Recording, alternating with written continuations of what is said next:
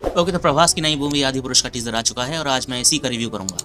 अब स्टोरी के बारे में क्या कहना है। स्टोरी तो वही है जो तुम बचपन से सुनते हुए आ रहे हो, देखते हुए आ रहे हो मूवीज में, टीवी सीरीज में। मतलब मूवीज में नहीं, टीवी सीरीज तो रामानंद सागर की रामायण सबने देखी होगी।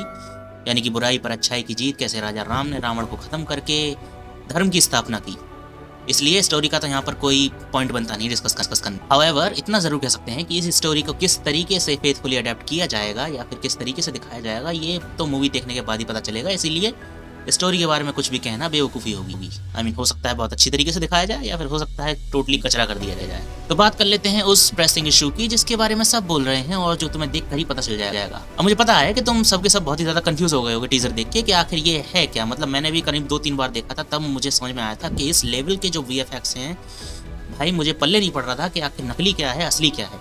इसको कम से कम मैंने 3 बार देखा है, तब मुझे समझ में आया है कि ये कोई कार्टून पिक्चर नहीं है, ये लाइव एक्शन है। वरना एक बार देख के तो ऐसी लग रहा था कि ये शायद प्रभास की आवाज़ देख के कोई एनिमेटेड मूवी बनाई जा रही है 3D में, और वो भी 3D ऐसे घंटागिरी वाला 3D है कि पूछो मत। मतलब इतनी तरीके का चूतियापन थी ना करते हैं यार।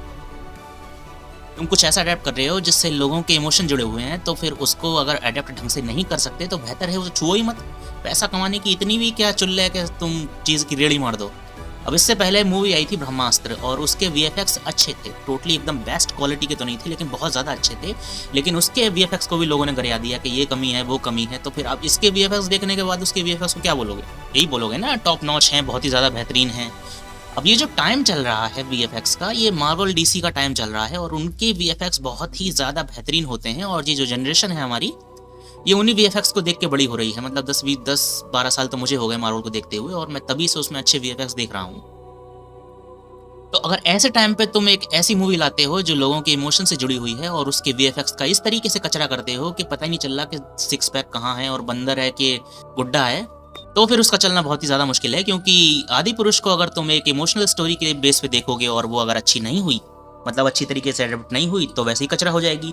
अगर VFX के बेस पे देखोगे तो तुम देख ही चुके हो कि किस तरीके का 3D है, तो फिर तुम बहुत ही बुरी तरीके से डिसअपॉइंट होने वाले हो। इतना कचरा VFX है। ये बानर सेना को देख लो और ये सैफ अली खान को देख लो, ये क्या, ये चमगादड़ पे बैठा है, साली काय से उड़ाई जा रही, कुछ समझ में नहीं आ रहा।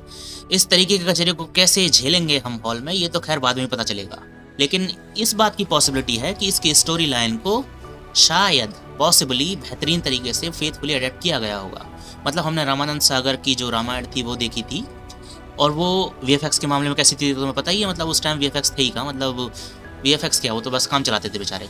लेकिन उसके जो स्टोरी लाइन जो अडेप्ट की थी वो लोगों को बहुत ज़्यादा पसंद आई थी। इतनी ज़्यादा पसंद आई थी कि जो उसके एक्टर्स थे अरुण गोविल और वो सीता माता, उसे सच में लोग भगवान समझने लगे थे एक्टर्स को। और जब भी वो कहीं से निकल जाते थे लोग हाथ जोड़ के खड़े हो जाते। अब ऐसा क्यों था? ऐसा इसलिए था क्योंकि उन्होंने अपने कैरेक्टर को बहुत ही फेथफुली अडेप्ट किया था, बहुत ही फेथफुली निभाया था, तो लोगों की उनके प्रति श्रद्धा हो गई। तो राम का कैरेक्टर अगर तुम निभाने वाले हो तो फिर ये बहुत ज़रूरी है कि तुम बहुत ही बेहतरीन तरीके से उसे निभाओ, ताकि तुम्हारे मुंह पर जो ग्रेस नज़र आए उसे देखकर लोग अपने आप ही हाथ जोड़ लें। और मैं कहते हुए थोड़ा डिसअपॉइंटेड महसूस कर रहा हूँ कि प्रभास के चेहरे पर ये ग्रेस मुझे किसी भी एंगल से नज़र नहीं आ रहा। प्रभास की राम की कास्टिंग से तो अच्छी RRR में जो छोटा सा सीक्वेंस दिखाया था रामचरण का राम वाला, वो ज़्यादा बेहतरीन था। उस लड़के को देख के, बंदे को देख के लग रहा था कि हाँ, ये राम प्ले कर सकता है किसी मूवी में या फिर कहीं पे भी। लेकिन यहाँ पर अगर तुम राम को देखो तो भाई मुझे नहीं लग रहा कि ये राम है। ऊपर से ये हेयरलाइन देखो, ये वाली हेयरलाइन, क्या बढ़िया हेयरलाइन है। मतलब ऐसे बाल किसी के उगते हुए देखे कभी जिंदगी में? एकदम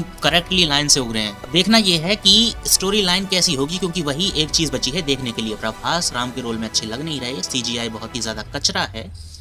हनुमान को तो तुम देख ही चुके हो, ये रहा, ज्यादा टाइम के लिए तो इसे दिखाया नहीं है। लेकिन जो भी है मुझे कुछ खास पसंद नहीं आया, कुछ ज्यादा इंप्रेस नहीं किया इसने। इन सब चीजों के अलावा लास्टली बची स्टोरी लाइन। अब अगर उसे फेथफुली अडेप्ट किया जाता है बिना किसी कचरे के तो ठीक है, और अगर नहीं किया जाता है तो फिर ये मूवी डूम टू फेल है। अब लोगों के इमोशन इससे जुड़े हुए हैं, इसीलिए ये और ज़्यादा रिस्क में है। क्योंकि जब किसी चीज़ से इमोशन जुड़ जाए और वो कचरा निकले तो उसे बहुत बुरी तरीके से बायकआउट किया जाता है। सो इन दी एंड अगर मैं इस वीडियो को रैप करूँ तो ये कह करूँगा कि इस टीजर ने मुझे डिसअपॉइंट कर दिया।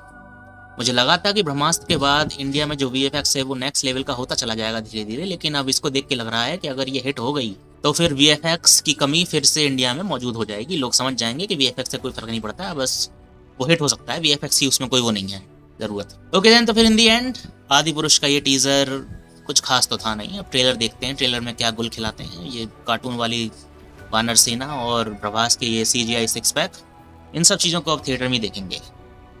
ओके देन, तो फिर तुमसे मिलूंगा मैं अपने अगले वीडियो में। Till then take care and bye bye.